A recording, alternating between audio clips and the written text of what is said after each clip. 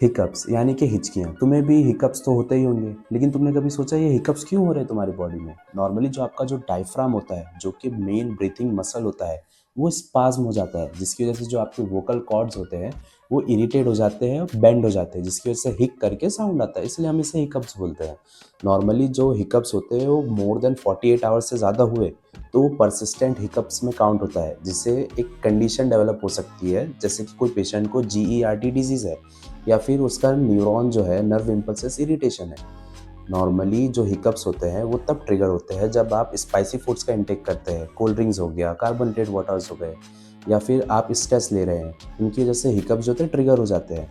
अब इस हिकअप्स को कंट्रोल कैसे करें, तो वही नॉर्मली वाटर का इंटेक करना आपके हिकअप्स को कंट्रोल करता है, या फिर आप कोई बनाना वगैरह ईट कर लिए, या फिर आपने ब्रीथिंग को रोक के रखा, तो ये हिकअप्स कंट्रोल होते हैं। और मेडिकेशंस लाइक बैक्लोफेन हो गए या फिर मीटोक्लोरप्रेमाइड हो गए, ये मसल्स को रिलैक्स कर देते हैं, जिसकी वजह से आपको हिकअप्स रुक जाते हैं। So now you know that कि हिकअप्स तुम्हारे बॉडी में कैसे हो रहे हैं।